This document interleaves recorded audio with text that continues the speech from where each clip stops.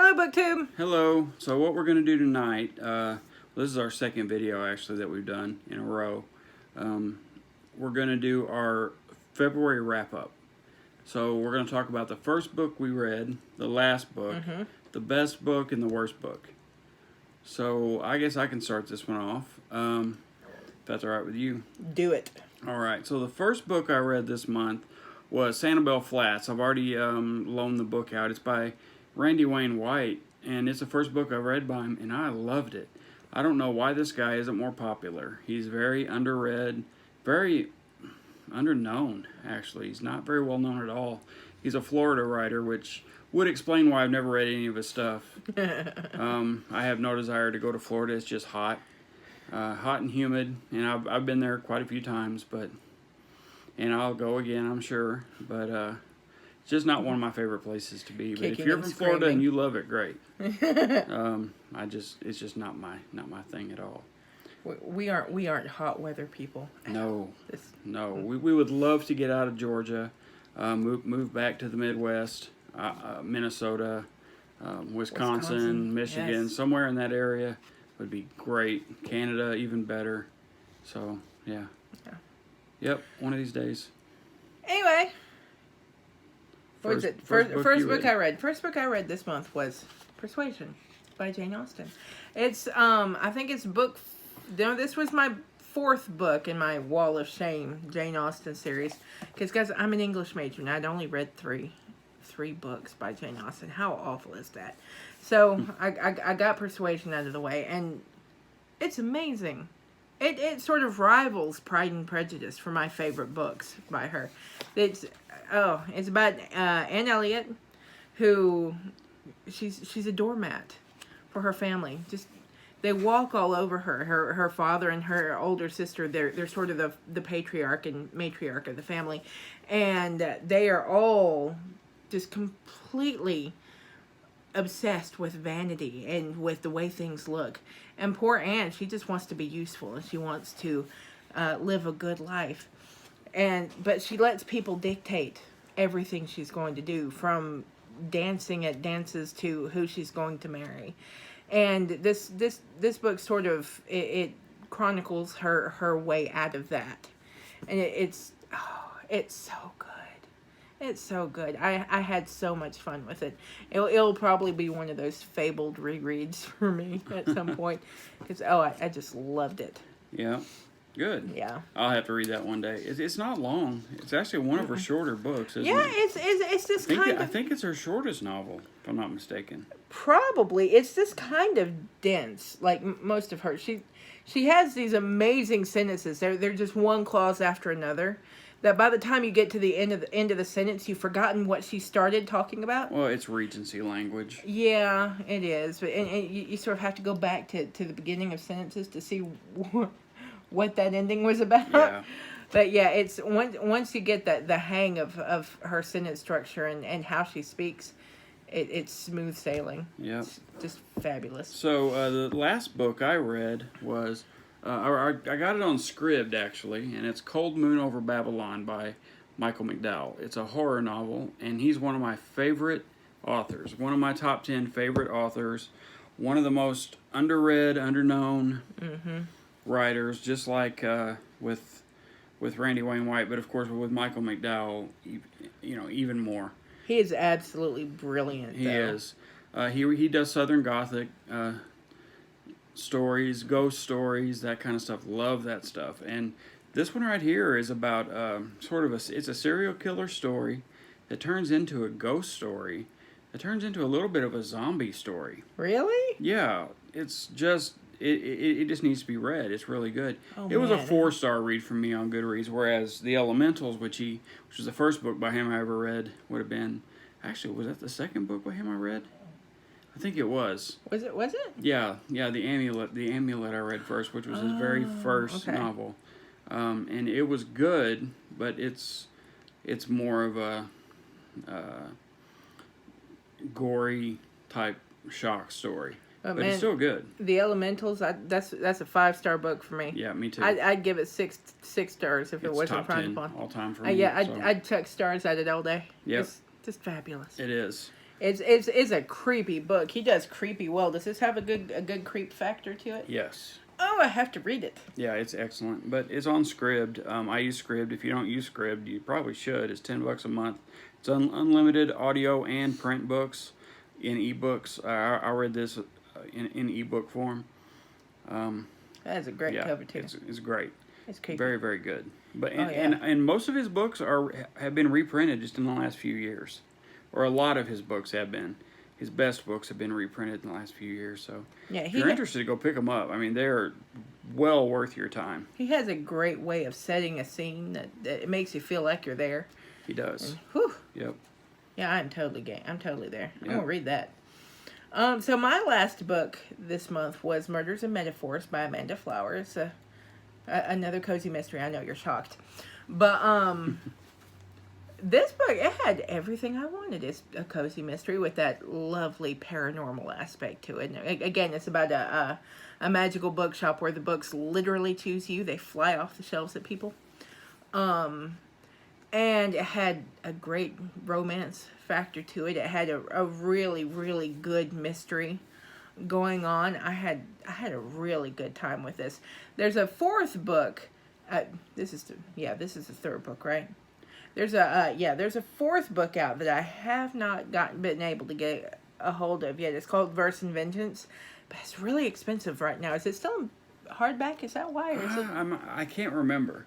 I just remember it's quite expensive. I'm gonna have to get a hold of one of her other series, because I really like Amanda Flowers. She's very good. Yep. Well, I'm going to go with the best book I read this month, and that's an easy one for me. It was The Last Samurai. Amazing. Just simply one of the best books I read in quite a while. This is one I will pick up again and again, probably, just to see what I missed. And you will not be walking away from this book without learning something new. So, yep, give it a shot. Excellent book. What was your best? My best, it was Persuasion. Easily Persuasion. Again, it is absolutely going to rival Pride and Prejudice for me, and it's going to be one of those fabled rereads. I was thinking about The Curious Incident of the Dog in the Nighttime, because again, it just resounded with me a lot, but it just doesn't beat Jane Austen. Yeah, you can just make that your honorable mention for the month. My honorable mention for this month is The Curious Incident of the Dog in the Nighttime by Mark Haddon, because it's talk about learning something. I learned a lot from this book. Yeah, I learned a whole lot from that book. But yeah, it's my best of the month was Persuasion by a mile. Well, let me give you a honorable mention for me too. Was a short novel by Flannery O'Connor called Wise Blood, and this book was just awesome. And I'm gonna link a video down below that talks about Flannery O'Connor. Click on that link, go watch the video, and he is the video that he gives you is just one of the best books or one of the best videos on Flannery O'Connor that I've heard, that I've seen, and so I definitely go watch it. And he also told me The Violent Bear It Away was even better than Wise Blood, so that'll be my next Flannery O'Connor read. This was my first, and I really enjoyed it. A Good Man is Hard to Find is a really good one as well. Yeah, that's a shorter story, and it's actually A Good Man is Hard to Find book with all the stories is in this. Oh, nice. So, yeah, it's pretty cool. And the worst book I read this month, and I hope I don't alienate half of my audience here, but it's Ernest Hemingway, The Snows of Kilimanjaro and Other Stories. I mentioned that I was going to read this, and I did not long afterward. And I could not, after the initial story, I could not wait for this thing to be over. Snows of Kilimanjaro was an okay story. This man is, he has a way with the English language, and he has a way with racial slurs like no one I've ever heard. And he has a way with misogynistic language like I've never heard. And that's the thing about his books. They're well written, but there was just not much about it that I liked. They're just offensive on a visceral level. I've been trying to tell him for years. I hate Ernest Hemingway. I always have. I read The Old Man and the Sea in high school. It was okay. It was good. It was memorable. Read it, yeah. I remember it, but it was not my cup of tea. And all my teachers were like, "You need to read all of Ernest Hemingway," and they walked us through the snows of Kilimanjaro and a lot of his other stories. And the whole time I'm reading it, I hate this. Yeah. Now the thing is, Flannery O'Connor uses some racial slurs and things like that, but she never uses them as though she is speaking them. Ernest Hemingway does, as the narrator, uses them over and over and over, and in a very mean-spirited way. He liked to write himself in his stories. Yeah. A lot. Like The Snows of Kilimanjaro, the main character in that, it's Ernest Hemingway. Yeah, and I'm not finished reading Ernest Hemingway. I'm going to read Ernest Hemingway so people cannot say you've never read Ernest Hemingway, you don't know what you're talking about. It's the same way with the Twilight novels. I read the 1.5 Twilight novels. I read all I could get through. I did the best I could. and now nobody can tell me but you haven't read them. I did my best. Well, but you've read one of his most famous novels. Yeah. You've read his most famous short stories. You've read Ernest Hemingway. Yeah, but I'm going to try again. Yeah. You have fun. The Sun Also Rises, some of that other stuff. I'm going to read it. Someone would have to drag me by my toes back to Ernest Hemingway. Well, surely there's something there for me to learn, and I'm gonna learn it. Well, you learn that he was a misogynist with a way with words. I know. Okay. He does write a compelling story, but. So we'll just go over the other stuff that we read. We won't no synopses or anything like that. I haven't done my worst book. My you worst haven't? book of the month. Go ahead. My worst book of the month, only by process of elimination, was Is it upside down? Okay, was Coraline by Neil Gaiman. It wasn't bad. It's just you have to have a worst because you have a best. It was very, very, very strange. It started out with really, really simple. It was kind of a see Dick jump, see Jane hop sort of deal at the beginning. And by the end, it had turned into something much, much different and much more elegant. And I don't know if he did that on purpose or if he just got the hang of it as he went along. But he's a very impressive writer. So yeah, I liked it. It was good. I like his movies. I really love his movies, so I wanted to get Coraline out of the way, and I think I read it in like 2 hours. I'm not going to say anything about Neil Gaiman. I'll just alienate the other half. Shush you. Do not talk about Neil Gaiman. He's good. Okay. Thank you. That can be your secret. Ouch. Turned my words right back on me, man. And so we're going to talk about just some of our more honorable mentions. Yeah, and the rest of the books this month I really did enjoy. I didn't love all of them, but I had a good time with at least parts of all of them. The Prince by Machiavelli. It's interesting.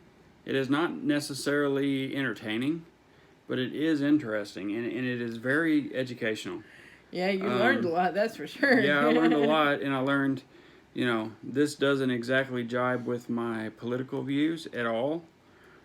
And parts of it actually just pissed me off, but that's okay. That's okay. I'm glad I read it. I'm glad I know what it is. Yeah, one book that I actually managed to get out of the way this month, another one was Northanger Abbey. I've got 5 out of the way, folks. I've got 1 left. And I discovered a Jane Austen book that I'm not a fan of. The whole book was about a young woman chasing a young man who was about 10 years older than her. Yeah. And it was kind of disappointing. Yeah. It wasn't bad. It just wasn't Persuasion. Let's put it that way. I spoiled myself with Persuasion. Yeah. All right, Star Wars. Missing a part of the cover. This book looks like crap, and it's a book I am going to replace before too long. Jedi Search. It's the first book of the Jedi Academy trilogy. I remember in the 90s when all of my friends were reading these. And I just never got around to it. I love Star Wars. I love Star Wars books. It wasn't great, but it was fine. It was just fine. It's just not one I'll ever pick up again, but I will read the second and third books of the trilogy. And I read Wedding Planner Mystery cozies. They have absolutely no paranormal aspect to them. It's about a young woman named Mallory who sort of falls face first into the wedding planning industry, and she's really good at it. And these are really good books. I can't wait to get the third, fourth, fifth, sixth, seventh. There are several. Okay. I can't wait to get back into them. They're a lot of fun. A whole lot of fun. Cool. So Star Trek Doctor's Orders was the next one I read. Loved it.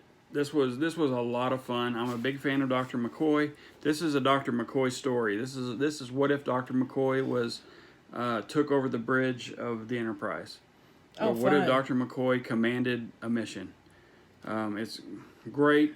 One of my all-time favorite Star Trek books. I would list this in the top 3 of my favorite Star Trek books ever. I'm sensing lots of shenanigans. Yes, it was. Oh, yeah, and my favorite part of the book was Dr. McCoy complaining about the captain's chair not having any lumbar support. So good. Real world problems on a spaceship. It was so much fun. And I read these this potion, a magic potion mystery by Heather Blake. I actually read the first 3 of these this month. I could not put them down. They are loads of fun. And again, it's the paranormal aspect. She's a witch who creates potions in the wedding capital of the world, and she gets into so much mischief, and they are just loads of fun. I can't wait to get to the other one. I think there's only one left for this one. Okay. Yeah. But another book I read this month was The Radium Girls. I actually listened to this on audio while I was at work. And it's by Kate Moore, and it is subtitled The Dark Story of America's Shining Women. And it's about the women who painted the radium clock faces back in the 20s and 30s, actually teens, 20s and 30s. Started during World War I, and some of them did it for many years. And it is tragic. The health problems they faced from ingesting radioactive material was gruesome. The book was well written, if not a little heavy-handed at times, but I think it kind of had to be. You wonder why they were ingesting that. They had to have a fine point on their paintbrushes, so they put them in their mouths, and like any painter to point the brush, like any painter under the sun has done. Yeah. But they're doing it with radioactive materials, and they're getting bone cancer, face cancer, mouth cancer, throat cancer. Just it was hideous. Radiation poisoning, and the worst part about the whole thing is it really happened, and it was all due to greed. All due to greed. It is a tragic story with a fairly decent ending, a fairly good ending for the ladies. Yeah, but not the ending that we would have had these days. Yeah, it's one of those stories that changed the well, OSHA was created because of it. Yeah, it changed the way health is treated in the workplace. Yeah, kind of like the triangle shirtwaist. Occupational Safety and Health Administration was created because of what happened here. I should tell you how bad it was. Oh my gosh. I know some won't know what OSHA is because they're not in the U.S., but that's what it is. It's an administration that makes sure workers are safe. Of course, OSHA has its problems too, but it's better than nothing. It's better than having nothing out there and just letting people get away with what they want. Yeah. And if these had been men that were doing this, it wouldn't have ended the same. It would have ended a lot quicker and a lot better. Yeah, but because it was women, they were expendable. Exactly. And very young women too. So, do you have any more that you want to talk about? Ending on that bright note, nope. I've gone through all of my books. Okay. Well, this was a lot of fun. I enjoyed this. I hope I didn't lose anybody over Ernest Hemingway. Probably did. Yeah, they know. Okay. I know he has his fans and he has his detractors, and I just happen to be one of the detractors. So, okay. Well, we will talk to you soon, BookTube. Yes, your books are calling. Go read.